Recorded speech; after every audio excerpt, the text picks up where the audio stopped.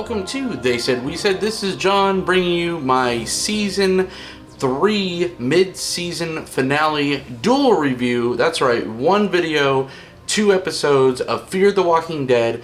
These are the spoiler reviews for The Unveiling and Children of Wrath. This show is the best show that no one is watching right now.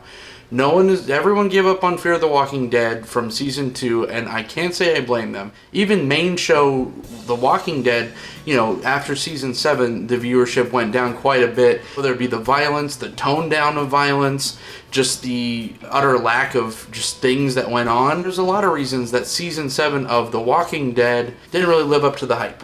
But season 3 of Fear the Walking Dead, no one is watching this show. People are leaving in droves from the bigger Walking Dead YouTube channels. I'm not even close to being one of those, but Trez Chan 2, Take a Path Presents with Ronnie Hayes. People are unsubscribing and leaving these larger YouTuber subscriber bases because these shows, just people aren't into them anymore. But I am telling you, and not even selfishly, because I was on the bandwagon that Fear the Walking Dead season 2 kind of sucked ass. But this season of Fear the Walking Dead is actually phenomenal. It's really good. So let's jump right into it, the episode Unveiling. I just have to start real quick. Last episode, when they killed the family, when Troy, so again, spoiler, when Troy went and killed the family of the other founder that was there, I kept saying that the girl's name was Chastity, the friend of Alicia. It was actually Gretchen. I even put the damn girl on the thumbnail for the review in zombie form, just because it was kind of a cool picture, but I kept saying Chastity. Her name was actually Gretchen. So Jake is heading over in his first failed attempt to go be diplomatic with Walker, and I'm just going to call him Walker, even though it's confusing, like I've said before, that there's a Walker and then there's Walkers, but it's a lot easier to say Walker than his American Indian name, which is like Ataka, I don't know, Atarka, isn't that a magic card? I don't know. Jake is on the way, and then there's a rustle in the trees, of course, and Jake assumes that he's getting picked up by the tribe, or he's being set upon by actual walkers, but no, it's actually Alicia making a hell of a lot of noise in the woods, attracting a shit ton of attention. You get the first kind of panoramic view of the Indian reservation. All we get to see is kind of a diner slash gas station, but as explained through Jake's exposition, that it actually stretches, the land stretches about 10 miles in each way. So they got a good chunk of land. It's all very open. There's no walls to keep any of the walkers out, and as is stated later on in one of these 2 episodes, that American Indians don't need walls because it's impossible to sneak up on them. So that mindset seems to be working out in their favor so far, but it is kind of an arrogant way of thinking, especially in this kind of a world setting. So they stroll up to the diner. Jake's trying to be very diplomatic, and that's when we see where Ophelia's been this whole time. That's right, she's at the Black Hat Diner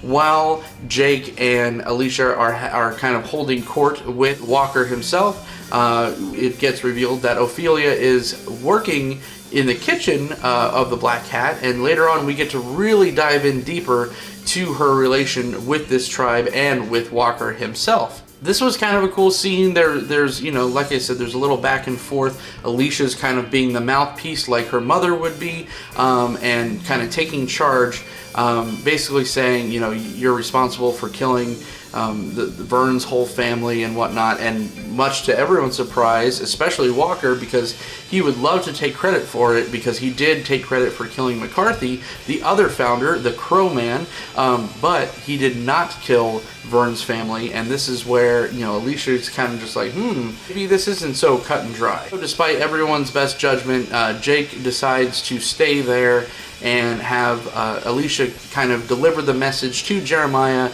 that they want to engage in some kind of non-violent parlay. Alicia kind of turns that idea down right away, saying that Jake's kind of the heir apparent to Brokejaw camp, and that it should be he that goes back and delivers the message to Jeremiah, and Alicia should stay. So everyone's on board, and guess what? Ophelia even hitches her wagon with kind of as like a special hostage guest. Little does everyone know that, you know, Ophelia was part of Madison's group in the earlier seasons. So back at the auto camp, Nick is starting to join the militia. He's got a new haircut. He is kind of all on board. He wants to not only, you know, do his part to make sure that everyone's safe and his family is safe, keep your enemies close type deal. He wants to keep a special eye on Troy, and what better way to tag along with, you know, holding a gun. As Alicia's walking through the Black Hat, Walker tells her that they have some really good mechanics restoring some things, and not only some cars and trucks, but they also are restoring the helicopter that was shot down, that shot down Travis tragically in episode 2. We get a nice cool scene where it's shot from the inside, and you get to kind of see the light from the bullet holes coming in from where Travis got shot and murdered. And that's where Alicia reveals to Walker that they did kill someone very near and dear to her heart.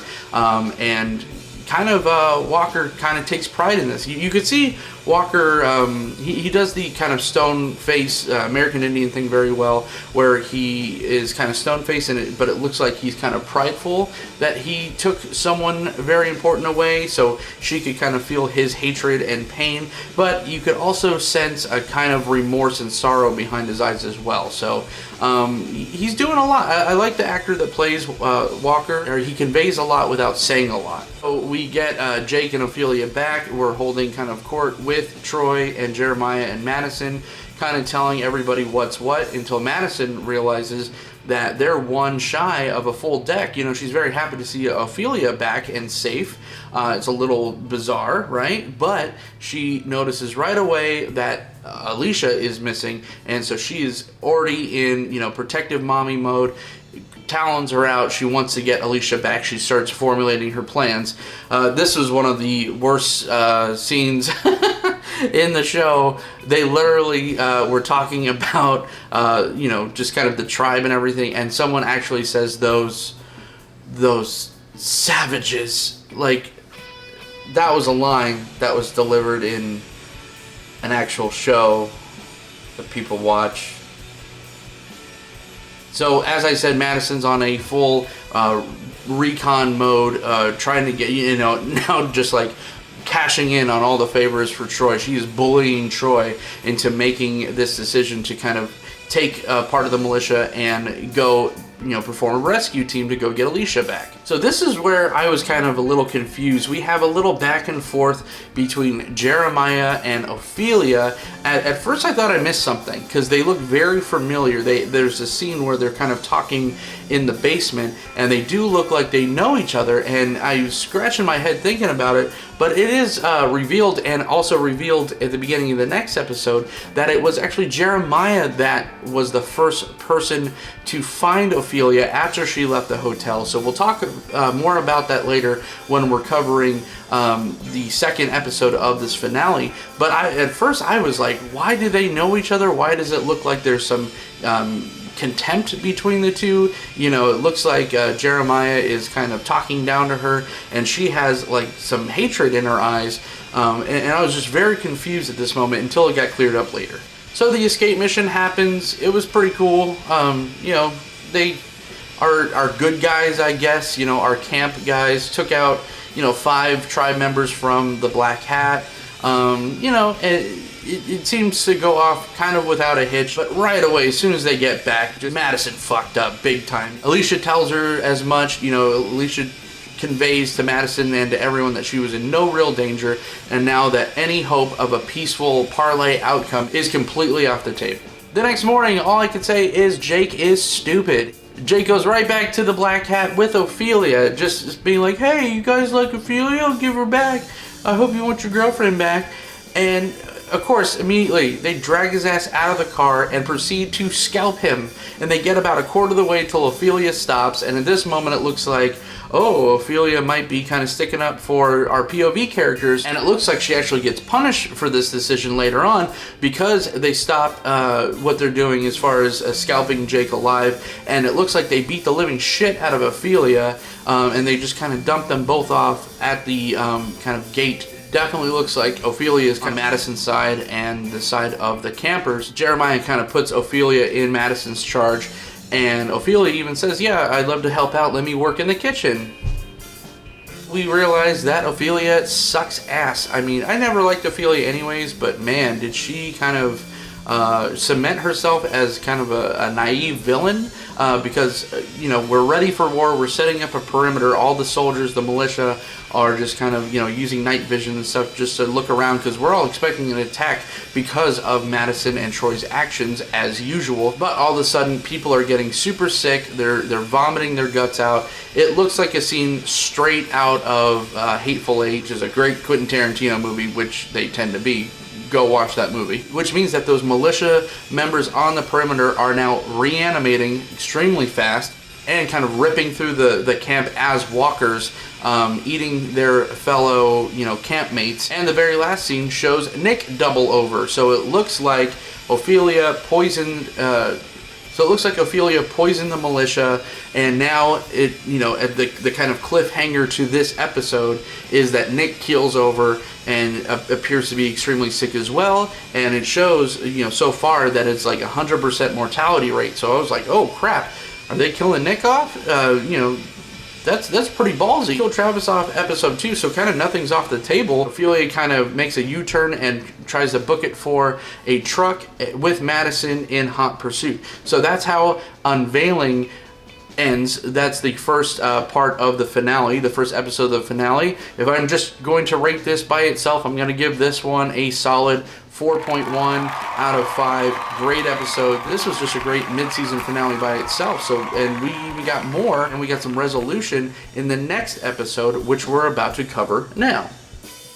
So, Children of Wrath. This is the actual mid-season finale for Fear the Walking Dead Season 3. And we start out the episode with a flashback, and this was what I was talking about earlier. We get to see what happened to Ophelia after she left the hotel. We did get to see her picked up in the finale of Season 2 by Jeremiah. So this was kind of just like a refresher course.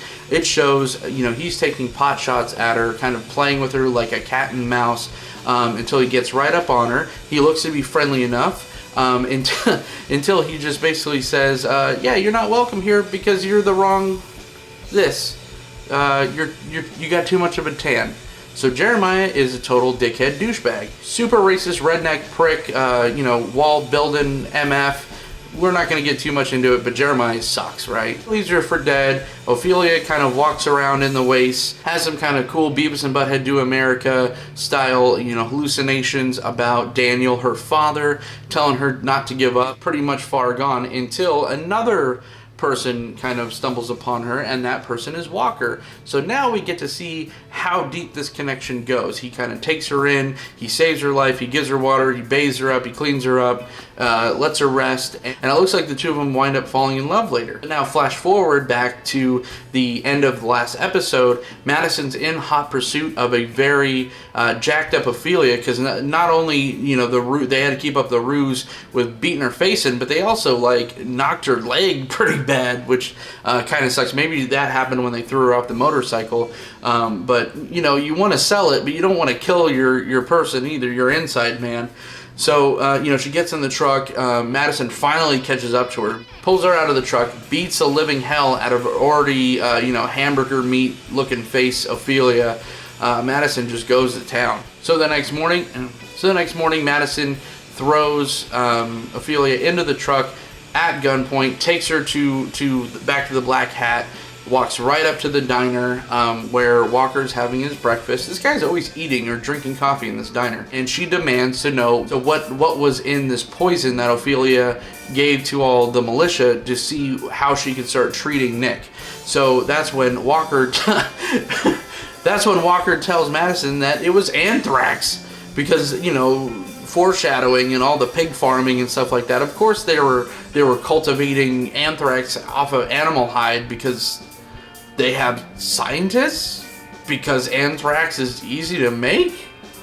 What? How metal is that? Death by anthrax to all the militia. That's probably the most heavy metal sentence I've ever said. It's like an Iron Maiden album. Militia death by anthrax. Walker kind of is showing a little, you know, bit of not so much remorse, but just kind of trying to gain a buddy here, you know, just basically telling Madison that she's on the wrong side, that her and her family, if Nick survives, should take Alicia and kind of leave and maybe even join up with the Black Hat tribe. He even lets her walk. He lets her walk right out of that diner. But Madison, being Madison, is now showing a very darker turn, a more hardened hide, so to speak, and she basically tells Walker where to shove it and drives back to the camp. This is where we get our first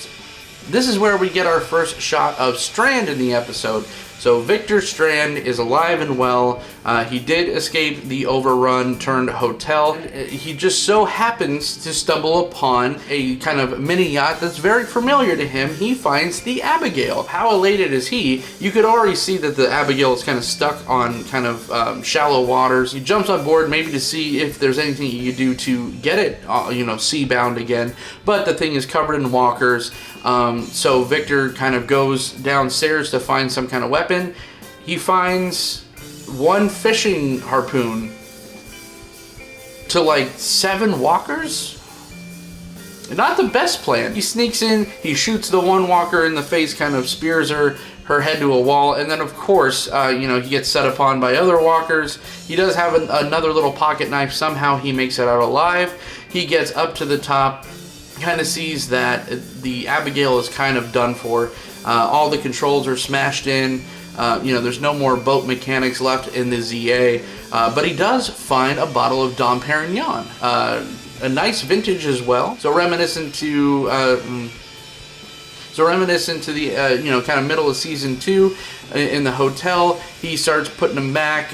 Last time he did that with Madison didn't turn out too well, but you know, he gets kind of blackout drunk. At least it's on some expensive champagne. Back to the camp. Can I just point something out real quick? So we find out from Walker that the anthrax was put in the coffee, and like I said, Hateful Eight style all the way. That spoiler, that scene basically happened in Hateful Eight, but you know, Ophelia spiced the coffee with the anthrax. So Troy's the only one that doesn't drink coffee. Every single other member of the militia was affected by this chemical warfare.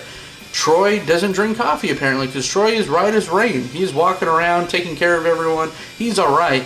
And you know, and post-scalp Jake, I'm now going to rename him Jakenstein. He has this nice little scar thing on his hairline.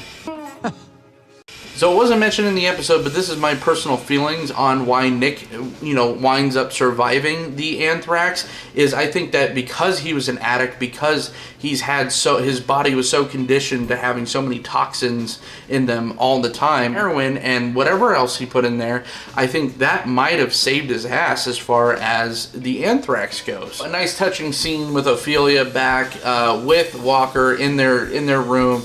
But she is a little upset. She basically, you know, again says, thank you for saving my life, but these people did mean something to me at one point, and you didn't tell me it was damn anthrax I was putting in their coffee. I thought I was just going to give people a tummy ache. She basically mass murdered about 20 to 30 militia group members. So there's that. I failed to mention a little bit, there was a scene in the last episode that Alicia and Walker there's this exposition scene where they're in this little like kind of weird carnival caravan thing. It's like when you go to those historical sites and they have those little buildings with like little memorabilia. It's this little shack. In this particular one, it has American Indian items. Walker even points out that some of the stuff is way fake. It shows like a dummy kind of corpse that is supposed to attract tourists, but he pulls out this box and kind of flips it open and shows the skull of his uncle, basically diving a little bit more into why the Walker tribe does not like the Ottos. We knew from Jake and Jeremiah that there was some kind of legal battles over land, like land disputes, but once the ZA hit, that's when shit really hit the fan, and that's when the Otto group and the 4 founders started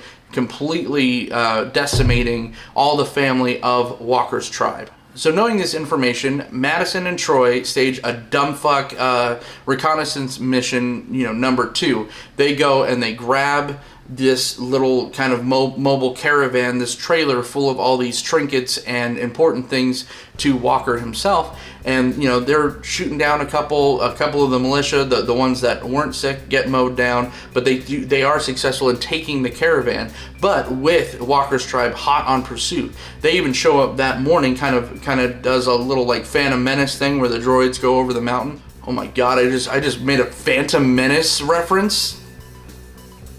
I don't think I can finish this episode. And it's time for Madison to kind of go have a mini parlay with Walker. She kind of walks up in the middle with him. They have kind of an off-screen discussion on if there is any kind of resolution for this, or is it just going to be bloodshed. So after learning all this, and after Alicia finds out that Troy was the one that wound up killing the founder, one of the founders, and all the family members, Nick kind of dives deeper, goes into his house, and tears up the floorboards to find another skull with a bullet hole in it. Confronts a drunken Jeremiah, because that's pretty much what Jeremiah does these days. There's a nice kind of line from Jake just telling Nick that his father is just going to disappoint him. Nick kind of lays it all on the table, basically said, hey, we're not having this father-son relationship anymore. I know you're full of bullshit, and you are basically the bad guy. So on the eve of basically either fight or flight, Madison gathers her two children and basically goes full heel and tells her children about the story of the little girl that shot and killed her own father because he was a drunk and he used to beat the shit out of his wife, her mother. Well, you know, at the end of the story, it's revealed that that little girl is Madison. So Madison's been kind of this crazy bitch this whole time. So the ZA, she's one of those people, I guess, kind of like Shane, that it just took a zombie apocalypse for her true self to become more useful. So someone like her, of her caliber, you know, was probably not being used to its fullest extent as a guidance counselor in high school. But now, you know, we find out all this crazy violent history with Madison, and she kind of comes clean to her children, where she is a lot more useful, and she is more in her element in the ZA. Flashing back to Victor Strand one more time, he basically wakes up in a drunken stupor. He's not surrounded by Walker. He's on the deck of the Abigail, kind of waking up, trying to get rid of his Dom Perignon hangover, and the radio kind of comes through, and the person on the radio this time is a Russian, and this basically is the first time that we confirm on this show, because I guess in the regular Walking Dead, the epidemic was confirmed that it hit other countries like France and everything from Dr. Jenner in season 1. Well, on this show, this was the first time that it was confirmed that this was happening everywhere. So it was a kind of nice reveal. This Russian individual is basically saying that it's the same over here. They have a nice little quote battle, which I enjoyed quite a bit. Kind of saying lines and trying to guess who is quoted. This is a very touching scene, and Victor just kind of saying screw it, you know, like, and he just gets lost in the moment. Ruben Blades is an excellent, he is probably the best actor on this show for sure. He did a phenomenal job. This was a very nice scene. It seemed out of place a little bit. Great emotional connection moment to Victor Strand. He scavenges the zombie bodies, and he sets the Abigail on fire. So this, whenever Victor's been on screen this season, it's always like a chapter ending. So he was still at the hotel at the beginning of the season. Well, he kind of wraps it up, and you know, he returns and he has to run for his life because there's zombies everywhere. He sees the Abigail. Well, you know, that chapter is closing, so he sets it afire. So I like Victor Strand's kind of, he's like a symbol of renewal, of new beginnings. So he kind of walks away from the blaze with a smile, and that's the last we see of Victor. So Madison tells the kids that she's gonna go speak to the old man, try to reason with him. Little does everyone know that she's going to try to convince him to kill himself. You know, they have a nice little drinking moment, and then she kind of just says, hey, let's cut the bullshit. There is one way for us not to have to leave this camp and to protect everyone and to avoid bloodshed, and that's with your head, sir. Being the asshole that Jeremiah is, he's not going to sacrifice himself to save anyone, including his own kids. He's walling himself up Alamo style, ready for a fight. He doesn't care if he's the last man standing. It almost seems like he prefers it that way. But you know, she tries to convince him. He doesn't take the bait. So in walks Nick. He starts berating him. So just as Madison picks up the gun, Nick beats her to it, pops the old man right in the head. Jeremiah's done. Troy and Jake come in, take the body out, put him in a box, put it in a barn, ready for burial. Well, Madison goes in there, and guess what? We need a token of good faith for Walker to show that the deed was done. She walks out with a backpack on, with nothing even said. She puts it on the floor. We all know what's in there. Something, you know, that was probably near and dear to Jeremiah. Something, you know, north of the shoulders. Seems to be war is over. And this is all played very beautifully, montage style, over a really cool rendition of Stand By Me. So, that is the long-winded season 3 mid-season finale. That was Unveiling and Children of Wrath. Whew. This was a great season. So this is a great first half of the season. Great 2 episodes. This episode in particular especially, I'm going to give this one a 4.5 out of 5. Really enjoyed the hell out of season 3 so far of Fear the Walking Dead. Dare I say, I like it more than season 7 of The Walking Dead. Come at me, bros. You know, send all the hate mail this way. Tear me apart in the comment section.